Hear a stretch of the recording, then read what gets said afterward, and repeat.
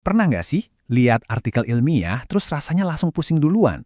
Tumpukan teks yang padat, istilah yang rumit, tenang Anda nggak sendirian. Nah, di sini kita bakal bongkar struktur artikel ilmiah itu satu persatu, biar semuanya jadi lebih gampang dipahami. Yuk kita mulai. Biar gampang, coba deh kita bayangin artikel ilmiah itu kayak botol ini. Kelihatannya simpel, tapi setiap bagiannya, dari tutup, leher, badan, sampai dasarnya punya fungsi yang jelas dan penting.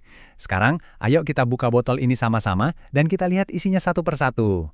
Ini dia peta perjalanan kita. Kita mulai dari intipan singkat di abstrak, lalu kita siapkan panggungnya di pendahuluan. Setelah itu kita lihat resepnya di bagian metode, cicipi hasilnya di hasil dan pembahasan, dan terakhir kita ambil poin utamanya di simpulan. Siap? Mari kita mulai dari yang paling atas. Oke, pertama, abstrak. Anggap aja ini kayak label di botol tadi.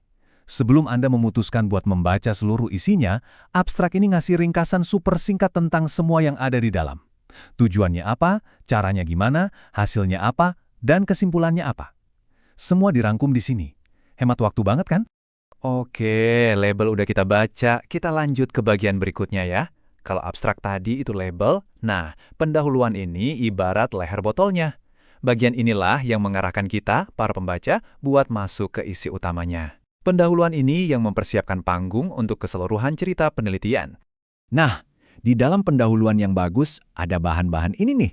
Ada latar belakang yang ngasih kita konteks, ada rumusan masalah yang fokus, sampai tinjauan pustaka yang nunjukin posisi penelitian ini dibanding penelitian lain.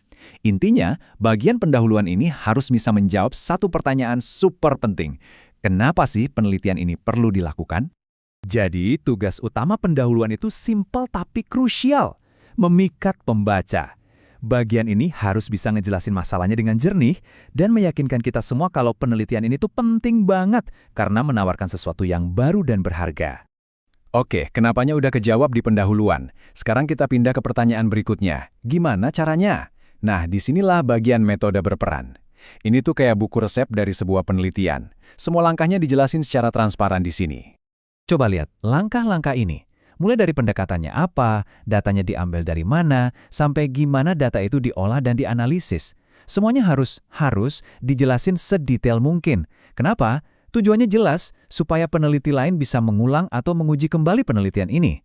Itulah inti dari sains, harus transparan dan bisa diulang. Oke, resepnya sudah diikuti dengan teliti, proses memasaknya sudah selesai. Jadi, apa nih yang berhasil disajikan? Yuk kita lihat hasilnya. Nah, sekarang kita sampai di jantungnya artikel. Di sini ada dua bagian yang sering jadi satu, tapi sebenarnya punya peran yang sangat berbeda, yaitu hasil dan pembahasan. Slide ini ngejelasin perbedaannya dengan pas banget. Gini deh, bagian hasil itu isinya cuma fakta, data mentah yang udah diolah, disajikan apa adanya. Angka, tabel, grafik. Udah, titik. Nah, kalau pembahasan, disinilah si peneliti mulai bercerita. Dia menafsirkan arti dari data-data tadi. Apa sih maknanya? Apa hubungannya dengan teori yang ada? Jadi, di bagian pembahasan inilah pemikiran kritis peneliti benar-benar ditunjukkan. Mereka nggak cuma melaporin temuan, tapi menganalisisnya lebih dalam, ngebandingin dengan penelitian lain, dan yang paling penting, nunjukin di mana letak kebaruan atau kontribusi orisinal dari penelitian mereka. Keren kan? Dan akhirnya, kita sampai di dasar botol. Bagian yang jadi fondasi dan penopang semuanya. Simpulan ini adalah bagian yang merangkum seluruh perjalanan penelitian dan ngasih kita pesan utama yang bisa kita bawa pulang. Simpulan ini menjawab pertanyaan pamungkas, terus kenapa atau so what? Bagian ini ngasih kita hasil akhirnya secara ringkas, ngejelasin apa dampaknya, jujur mengakui kalau ada keterbatasan dalam penelitian, dan ngasih saran buat penelitian selanjutnya. Benar-benar penutup yang lengkap dan kuat. Kutipan ini, wah, kena banget.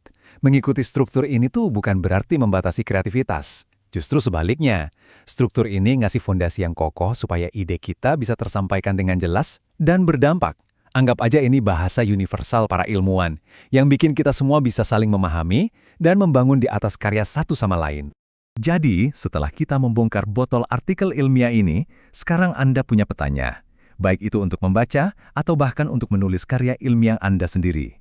Nah, pertanyaannya sekarang buat Anda. Dengan peta ini di tangan, cerita sains menarik apa yang bakal Anda sampaikan ke dunia?